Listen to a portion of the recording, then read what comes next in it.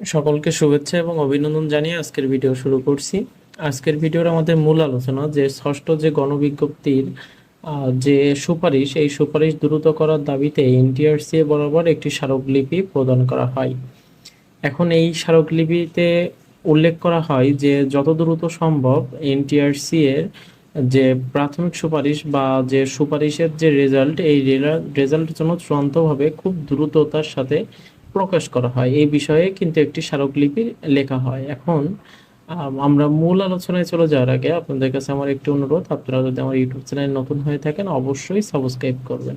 দেখেন, এই স্মারকলিপিটা আপনারা একটু দেখে নেবেন এবং আমি এই স্মারকলিপির যে সারমর্ম এটা আমি আপনাদেরকে একটু বলছি আর কি। এখন এই স্মারকলিপিতে বলা হয়েছে যে এনটিআরসি এর যে আম, আপনাদের যে 18তম নিবন্ধনের যে পরীক্ষা, এটা খুবই স্বচ্ছতার সাথে হয়েছে এবং এখানে যে প্রার্থীরা আবেদন করেছিলেন এতে প্রায় 18,65,000 আবেদনকারীর মধ্যে চূড়ান্তভাবে উত্তীর্ণ হন 60,521 জন। এখন এই 60,521 জনের ভিতরে এই এনটিআরসি কর্তৃপক্ষ যে তিনটি ধাপে পরীক্ষা অনুষ্ঠিত হয়, প্রিলিমিনারি, লিখিত এবং মৌখিক। এখানে আমি যেটা বললাম সেটা হচ্ছে অত্যন্ত স্বচ্ছতা এবং নিষ্ঠার সাথে কিন্তু সম্পন্ন হয়েছে পরীক্ষাগুলো।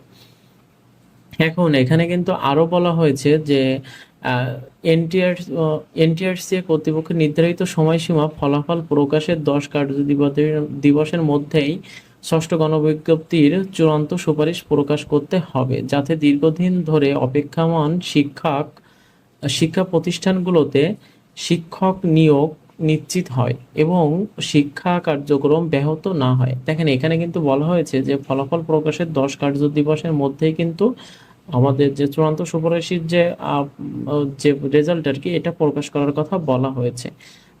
আর এর ফলে যে এই যে আপনাদের যে আর কি স্মারকলিপি, এই যে স্মারকলিপিটা প্রকাশ করা হয়েছে, এর ফলে কিন্তু একটি সব থেকে বড় সুবিধা কি জানেন, যে এই স্মারকলিপিটা যখন প্রকাশ করা হবে বিভিন্ন আপনার যে নিউজ পেপার বা বিভিন্ন মাধ্যমে এটা যখন প্রকাশ হবে, তখন কিন্তু এনটিআরসি এর যারা দায়িত্বরত কর্মকর্তারা আছেন বা স্যাররা আছেন, ওনারা কিন্তু এই বিষয়টা কিন্তু একটু গভীরভাবে নেবেন এবং সেক্ষেত্রে কি হবে যে সুপারিশের যে রেজাল্টটা, ষষ্ঠ গণবিজ্ঞপ্তির সুপারিশের যে রেজাল্টটা, এই রেজাল্টটি কিন্তু দ্রুততার সাথে প্রকাশ করার সম্ভাবনা অনেক বেশি বেড়ে যাবে।